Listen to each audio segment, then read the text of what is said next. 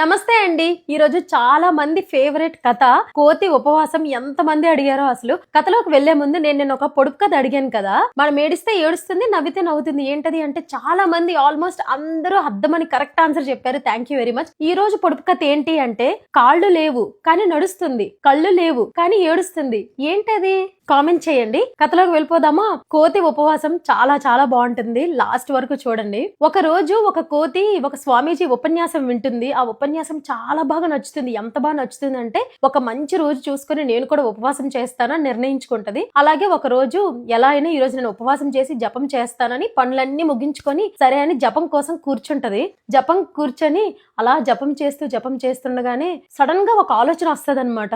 అమ్మో, నేను ఈ రోజు అంతా జపం చేస్తే ఉపవాసంతో ఉంటే రేపటికి చాలా నీరసించిపోతానేమో. ఈ చెట్టు నుండి ఆ చెట్టుకి గెంతుతూ నేను ఎలా నా ఆహారాన్ని సేకరించుకోవాలి, అమ్మో నేను చాలా ఇబ్బంది పడిపోతాను అని చెప్పి వెంటనే లేచి ఆ చెట్టు ఈ పుట్ట అన్ని తిరిగి తనకి తర్వాత రోజుకి కావాల్సిన ఆహారం అంతా సేకరించుకొని ఒక మూల భద్రపరుచుకొని మళ్ళీ వచ్చి చక్కగా మళ్ళీ జపంలో కూర్చుంటుంది. జపంలో కూర్చొని జపం చేస్తూ ఉండగా మళ్ళీ తనకి ఇంకొక ఆలోచన వస్తుంది. అమ్మో, నేను చాలా నీరసించిపోతే పూర్తిగా నడవలేనేమో, నడవలేకపోతే దగ్గరే ఉండి కూడా నేను ఆహారం దగ్గర వరకు నడవగలనో లేదో, ఎందుకైనా మంచిది ఆహారం నా కళ్ళెదురే పెట్టుకొని జపం చేస్తానని మళ్ళీ లేచి ఆహారం తెచ్చుకొని తన కళ్ళ ముందు పెట్టుకుంటుంది. కళ్ళ ముందు పెట్టుకుని మళ్ళీ జపం ప్రారంభిస్తుంది. జపం మళ్ళీ ప్రారంభించగానే మళ్ళీ ఇంకొక ఆలోచన వస్తుంది అనమాట. నేను ఇలాగే ఉపవాసం చేసిస్తే ఇంకా నీరసం అయిపోయి కనీసం నా కళ్ళ ముందు ఉండే ఆహారం కూడా నేను చేత్తో ఇలా తీసి ఇలా నోట్లో పెట్టుకోగలనో లేదో, ఆకలితో అలమటించిపోతానో ఏంటో, ఎందుకైనా మంచిది నా నోట్లో ఆహారం అంతా పెట్టుకొని జపం చేస్తాను అని తన దగ్గర ఉండే ఆహారాన్ని నోట్లో పెట్టుకుంటది. ఫుల్లుగా పెట్టుకొని జపం ప్రారంభించాలనుకుంటది. కానీ ఎలా అండి,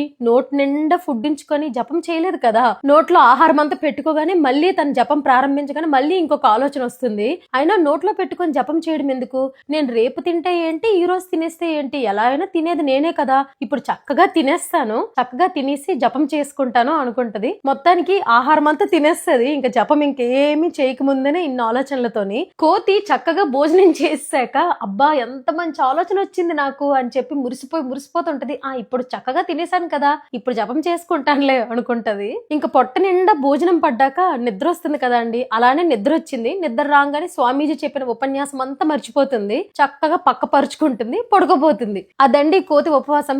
ఏదో చేద్దాం అనుకుంది, రేపు నీరసం వస్తుందేమో, ఆకలేస్తుందేమో, ఫుడ్ దొరకదేమో అని అన్ని విడిచిపెట్టింది కదా. అందుకే అంటారేమో అండి మంది కోతి బుర్రలు అని. దేనిపైన ఫోకస్ చేద్దాం అనుకుంటాము, ఏదో ఏం పెట్టుకుంటాము, ఇంకేదో గుర్తొస్తుంది, ఇంకేటో అనిపిస్తుంది, ఎక్స్క్యూజెస్ చేసుకుంటాము, అన్ని విడిచిపెట్టేస్తాం కదా.